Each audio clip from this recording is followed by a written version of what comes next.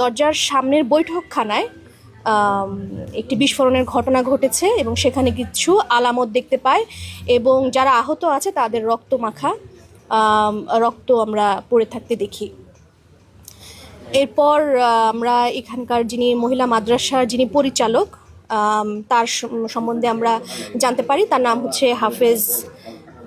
মোহাম্মদ হাফিজুল ইসলাম। উনি এবং ওনার স্ত্রী হাফেজ জান্নাত বেগম, ওনারা দুইজন মিলে এই মহিলা মাদ্রাসা পরিচালনা করে আসছে এবং পাশে যে বাসা যেখানে আসলে ককটেলটি বিস্ফোরণ হয়েছে বাসার সামনের বৈঠকখানায় উনি হচ্ছে বাড়িয়ালি, ওনার নাম হচ্ছে রুনা বেগম। উনি মূলত এই মাদ্রাসাটি ভাড়া দিয়েছেন।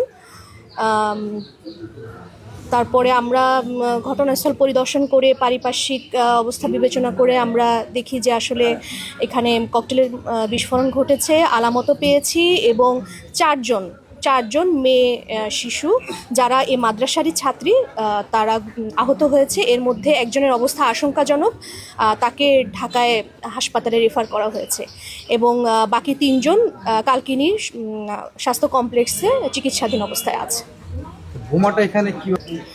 এখানে আমরা যেটা জানতে পেরেছি গতকাল এখানে মাদ্রাসার 2 জন ছাত্রী আছে, ছোট বাচ্চা।